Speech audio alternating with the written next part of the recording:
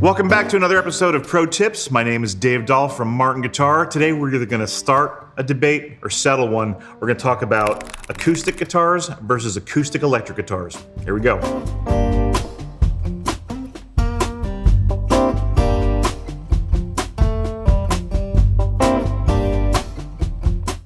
Okay, so I guess I should start with this.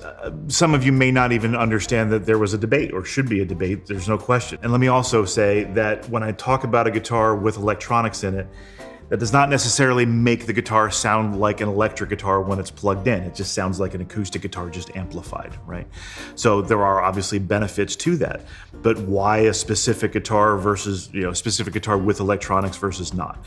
It basically boils down to if the guitar is made and sold with onboard electronics from us, right? We definitely have options with electronics in them from the factory. We have options without electronics, more traditional instruments. So what's the benefit? So I suppose the obvious place to start is with a traditional acoustic guitar. So what I have in front of me is our Super D. It's a little bit bigger than our standard size Dreadnought guitar. So I want to give you a brief history. So acoustic guitars, if you look at them back in the 1800s when we first started making them, they're small, right? Parlor-sized guitars.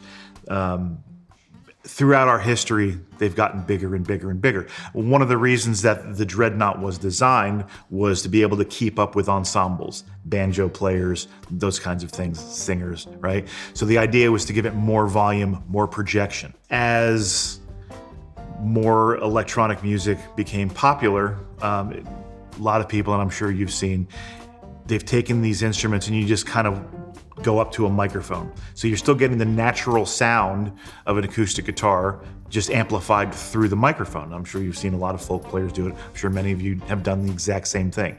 You're getting what you consider the most natural amplified sound possible.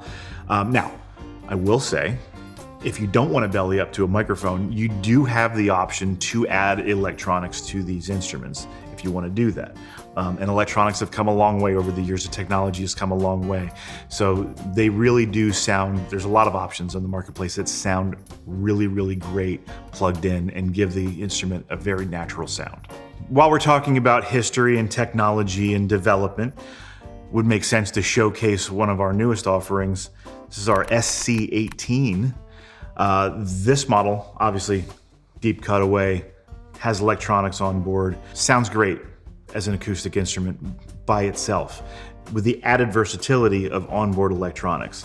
Benefits to onboard electronics. You have volume control. In some models you have tone control. In some models you have a blend control between an undersaddle transducer and soundboard electronics that capture the vibrations from the inside of the guitar, and you can blend that together. You could also run this through different pedals. You can get different reverb, delay, distortion and fuzz if you want to, looping options, endless possibilities with something like this. You can still also use it as traditional acoustic guitar, as I mentioned. This guitar sounds absolutely incredible as a standalone acoustic guitar. And while it might not sound as big and project as much as the Super D that I had up here, there are some benefits to having it be a smaller size. And one of the biggest benefits is fighting back what's known as feedback. What that is essentially, resonance happens inside the acoustic guitar. It's part of what makes it sound as loud as it is, right? When you have a lot of external noise, say from singers, other guitars, other instruments, if you're too close to a monitor, just basically loud environment. If you have a really super duper resonant guitar, that's gonna also come through the electronics, feedback through the system creates this vicious cycle, right?